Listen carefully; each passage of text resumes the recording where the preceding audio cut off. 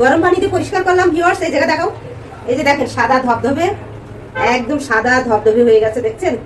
গরম পানি দিয়ে পরিষ্কার করলাম। এই জায়গা দেখো, এই জায়গা, এই যে দেখেন সব সাদা, সব সাদা। গরম পানিতে করে আবার ঠান্ডা পানিতে ধুইতেছি। এই যে গরম পানিতে করে আবার ঠান্ডা পানিতে ধুইতেছি। দেখি, এই যে দেখেন বুড়ি একদম সাদা ফকফকে বানা ফেলাইছি। এটা হচ্ছে গরম পানিতে করে, এই দেখেন একেবারে সাদা সাদা ফকফকে বানা ফেলাইছি বন্ধুরা।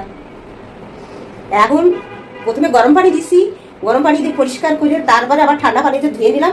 এরপরে সেদ্ধ দেবো, লেবুর পানিতে সেদ্ধ দেবো, তারপরে দেবো হলদি দিয়ে, হলদি দিয়ে সেদ্ধ দিয়ে রেখে দেবো। আমি মনে হয় 2 বছর পরে যে এই ভুড়ি খাচ্ছি।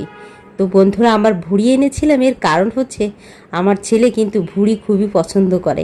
কারণ ওই যে বটগুলো বিক্রি হয়, কিন্তু ওই বটগুলো আমি খেতে দিই না, কারণ ওখানে হয়তো বা ভালো মতন পরিষ্কার করা না। তাই আজকে বাজারে যখন মাংস কিনতে গেলাম, তখন এই বটগুলো দেখে একেবারে পরিষ্কার ঝকঝকে আমি কিন্তু বেছে বেছে খুব ভালো যেটা মোটা বট বা ভুড়ি সেটাই আমি নিয়ে আসলাম। একটু দাম বেশি নিল, কিন্তু মোটাটাই নিলাম, কারণ ওই নাড়ি নুড়ি এটা ওটা আমার পরিষ্কার করা আসলে ওটা সম্ভব না। তাই মোটা বটটা একটু দাম দিয়ে কিনে নিয়ে আসলাম।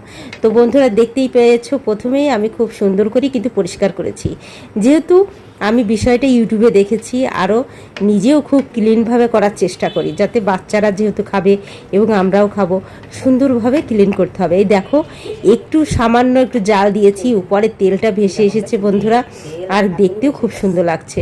তো অবশ্যই রান্নার রেসিপি শেয়ার করব।